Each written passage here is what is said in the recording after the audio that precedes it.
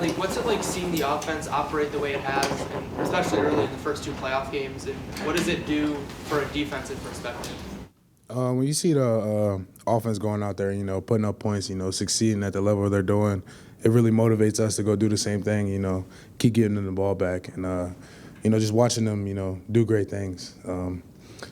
When they build a lead like they've done in these last 2 games, it makes it easier on us as a defense because, it makes the offense we're going against, one-dimensional. They can't run the ball to, get that lead back. They can, throw the ball. So, it helps us.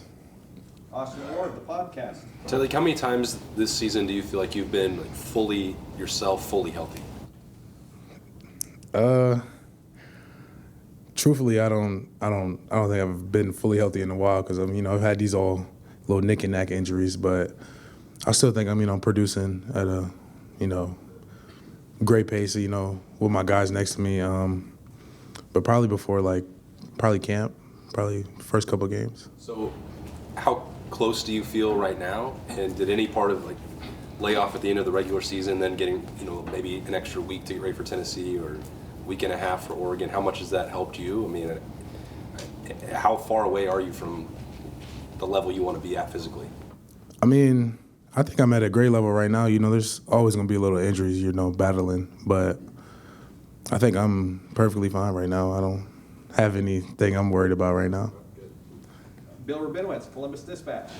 Yeah, I asked G this question. You've been here personally through the ups and downs, the team ups and downs. Does that make what you're doing now to peak, to pull together the way that you have these last 2 games, does that make it even more special? I think definitely, I've been here, going on 4 years, and we haven't really did anything. And just to have this chance, go end it the right way with, all the guys that, are done, after this season, I think it's great. Just finishing in the right way is our mindset, right now. And you're going to be playing in Texas against Texas.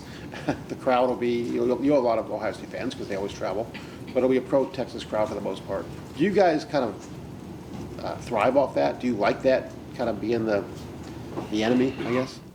I mean, you could say that, but, we don't really, try to focus on the fans. We just want to, produce on the field. If it's a away game, home game, we just want to go out there and execute. Fourth row right, Cameron Teague Robinson, The Athletic. Tyleik, there's a lot said when you guys all came back this offseason about what this defensive line could be. In these last 2 games, we had 12 sacks. You guys really aren't blitzing a ton. It's not even just starters, it's the bench guys, Kenyatta, edges coming in. What's it been like to see this group realize its potential and really wreak havoc the last 2 weeks? I say we always knew what we had in our room. It's just now it's just showing up.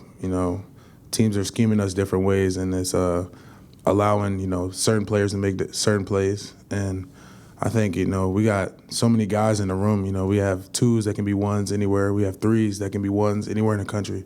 But they all decided to stick here and grind this thing out with the guys they came in with. And like I said, I think we have a great group who can make plays at any time. When you guys get 8 sacks in a game, but also holding off to minus 23 rush yards in a game, what is that like, and what does that say about just really the job you guys did last Saturday?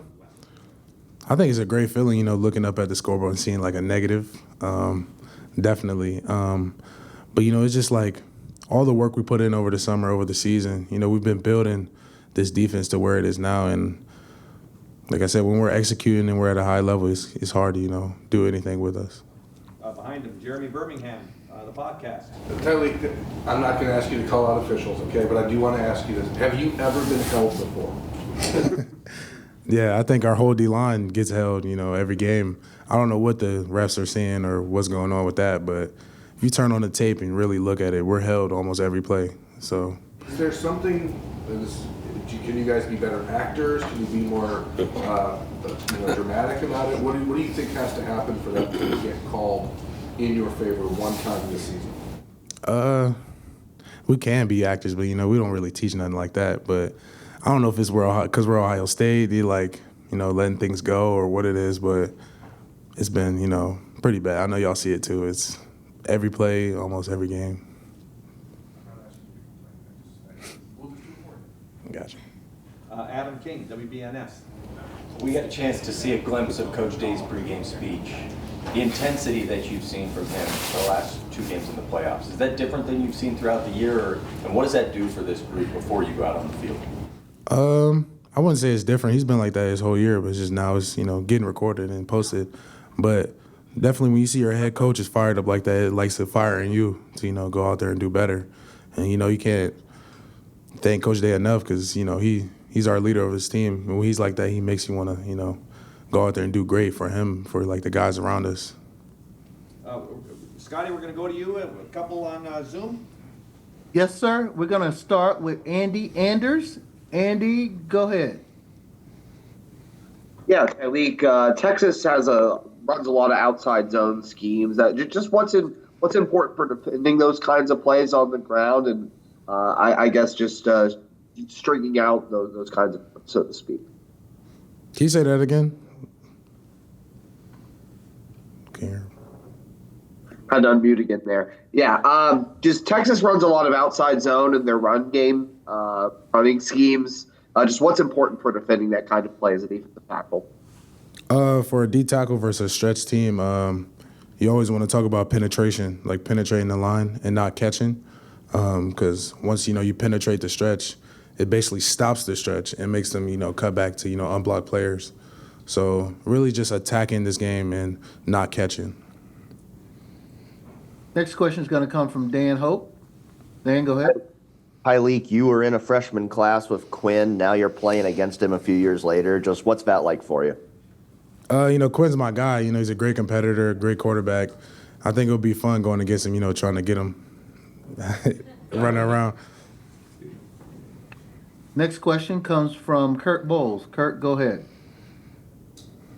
Yeah, Tyleik, I don't know if there's one thing you can pinpoint why y'all been so dominant. I would think maybe it comes down to the physical brand of football. Do you feel that's going to be the survivor in this game? Who's the more physical team?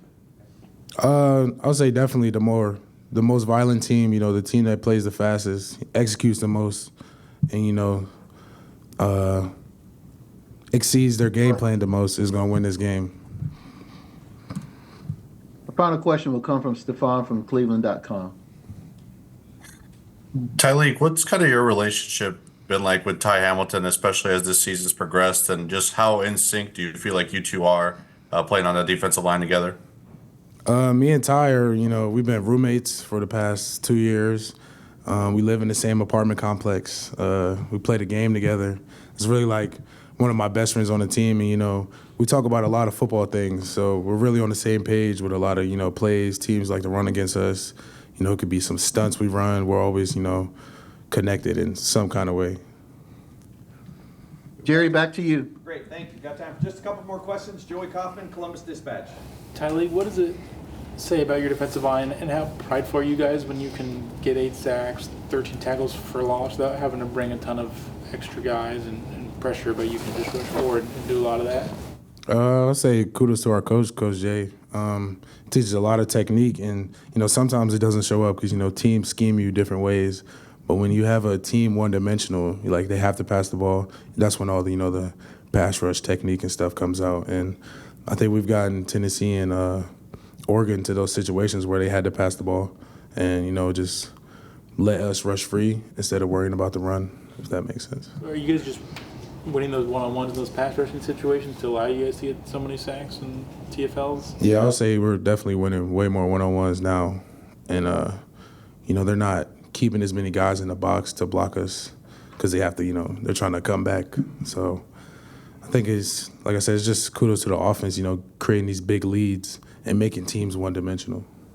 Go to the far left, David DeGuzman, WCMH. Tyleik, we've talked about how better the team has gotten as to getting off to fast starts on both sides of the ball, but there has been some scoring late in the first half against Tennessee and against Oregon. Has there been renewed emphasis on controlling the middle 8, and how important will that be against Texas? Definitely. That's one of Coach Jay's biggest points, controlling the middle 8.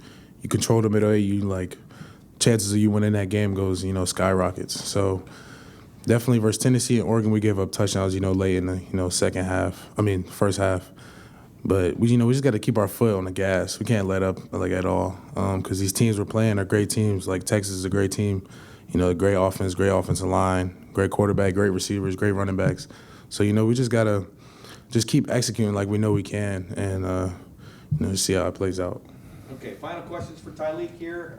Tim May, Letterman Row. Yeah, Tyleik, Aaron Donald used to talk about everybody's hurting at this time of the year, but when the lights come on and the snap goes, what goes off in a guy like yours mind? I mean, from the standpoint of making the play. I mean, can you explain that to people who don't get to play down in the middle of it all?